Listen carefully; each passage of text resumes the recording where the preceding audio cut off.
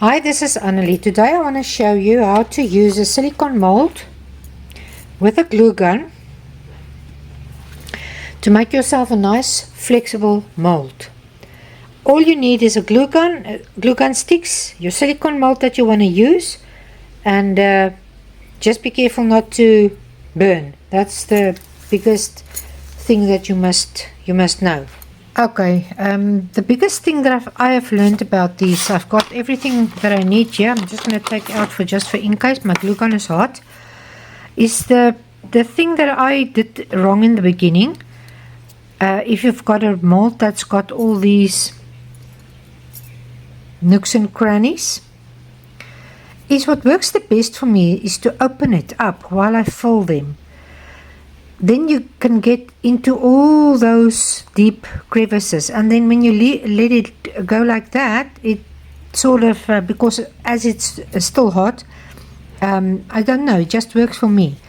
So what I usually do is I start with this piece here underneath the side, this side here, and then I go up to maybe those small holes that you can see there. And then afterwards, when I'm done with those, usually it's already in there, and while it's still hot, I just put in my glue on top of that to fill it up that it's level. So that's all I'm going to do. I've got my glue gun, I've got my sticks to fill it up as they just be careful not to burn. So you can see me open it up, and I'm just going to push that glue into all those little nooks and crannies that I can see, and I'm holding it the whole time open like this while I'm working, I can almost say, with my first layer. And remember, it's very hot, I don't want you to burn.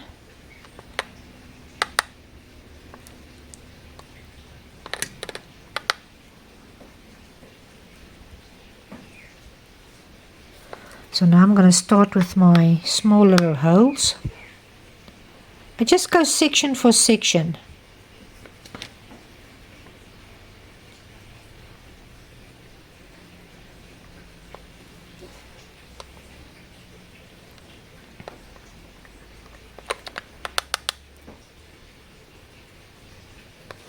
The moment I'm there, I'm just going to fill it up to where I want it.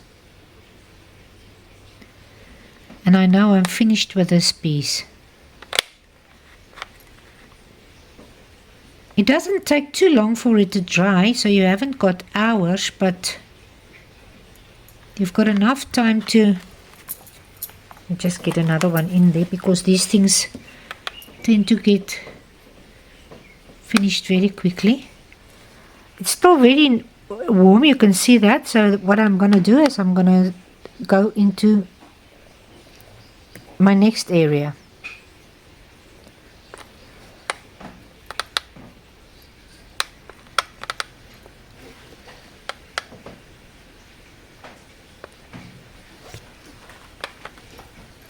So now I'm just going to fill it up.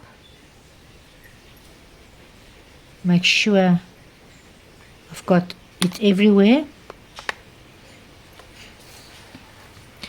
You can just check it sideways as well, then you can easily see, I can see I missed a spot there. And now I'm going to go into that area of mine. I'm pulling it apart, going into all those little detail there.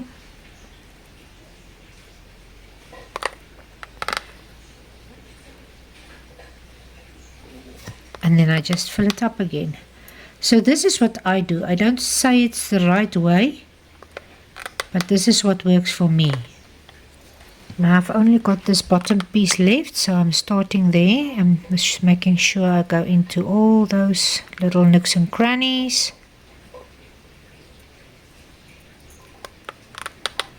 Even tapping my point of my glue gun a little bit, especially in these small holes that I want to fill up nicely. And when I'm happy, just the inside of the frame. Now I've got a liberal No, that's the wrong word. I've got a decent amount there, so I'm just going to fill it up to the point where I want, and this is this flat area here. You don't want it higher than that because that's got its own problems. As I said, don't worry about these spider webs.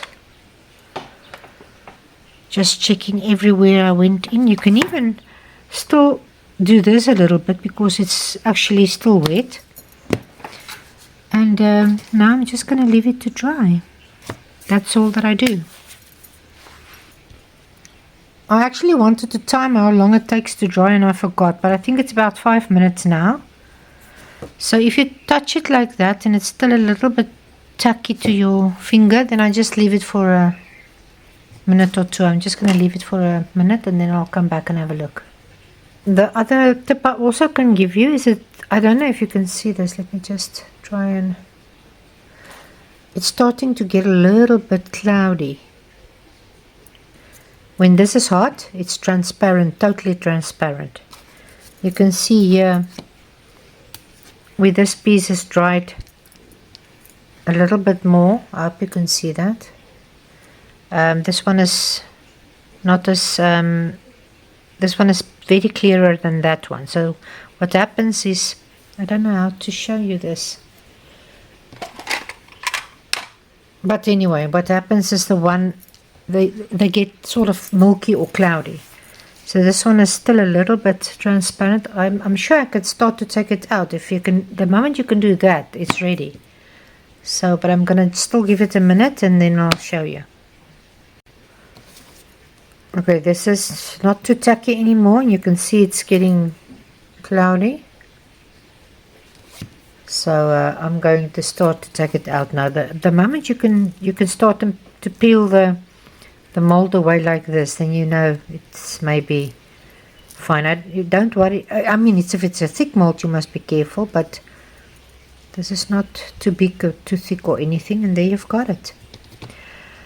I hope you can see it's perfect little mold. Sometimes you get a little piece there and here, maybe these thingies you can see here around the mold that doesn't came out perfect, but I'm not worrying too much about that. So you can just take off all these spider webs if you like, and then you can see there's pieces. Just try and get it in focus. You can see there's pieces there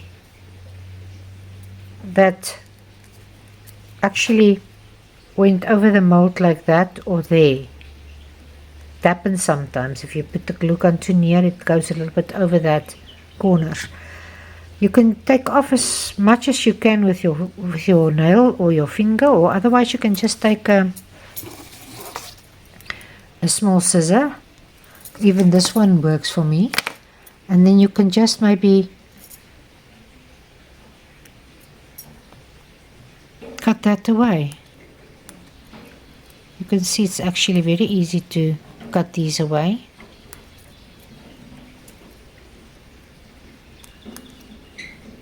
And then you can just go everywhere around it. If it bothers you, take it away.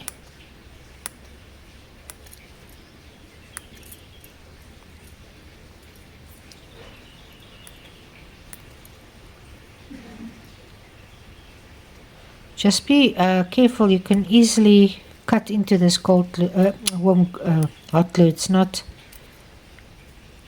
You can easily cut it with a sharp object. Now you can just see at the back. There can also maybe be a little bit of these, so you can just take your scissor and just remove them up to the point that you are happy.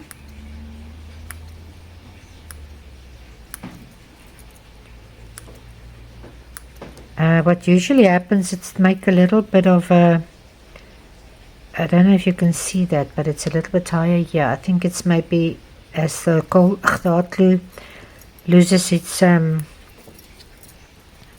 it sinks a little bit into the mold, you know, if it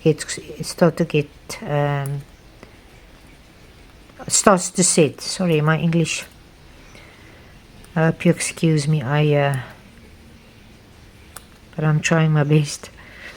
So yeah, that's all I'm gonna do. I'm not gonna worry too much. I'm gonna paint it for you that you can see. I think I'm going to make it turquoise, and then I'm going to highlight it with gold or something, or maybe paint it black. Oh, I need to take out that piece of circle there. But I'll show you just now. Okay, if you make it gold or silver or any other color that it's got a type of a metallic, I usually like to paint these black beforehand, because then it already gives me depth when I put my metallics on top of this. So while you're doing this, you can just make sure you go into all your little nooks and crannies. Remember, this is an additional step. If you don't like it, you don't have to do it. You can maybe even paint it turquoise and just highlight it with gold. That can also work well.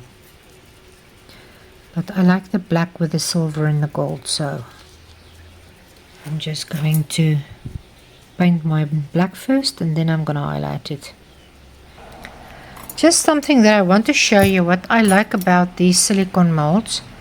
You use resin usually, but I like the silicone mold because it can mold around your object, or you can see that it can perfectly go around a round object, or maybe if you want to slightly bend it or whatever, it works like a charm. So now I'm going to take my silver. You can use acrylic inks, you can use acrylic, you can use actually anything that you like. I'm just going to use acrylic inks for now, as I have it out, and I'm just going to, you take a little bit on you dab your brush into the inks or into your paint, and you try and keep it flat. And what I mean by that, I don't want you to go like this now, because then you're going to fill up all your valleys. Just keep it flat, and you can see how nice you actually can. We just get a little bit more out. And then you can go over and over and over and fill up as much as you like, but I will suggest to do this first and then go from there on, because sometimes you cover up too much of your black maybe, and then the silver doesn't show off that dramatic, if I can say it like that. So I've got it like this now, so I'm just going to leave it quickly to dry a little bit, and then I'll maybe come back and do a slightly lighter touch on top. Oh yeah, and before I forget, and you can touch your sides as well like this.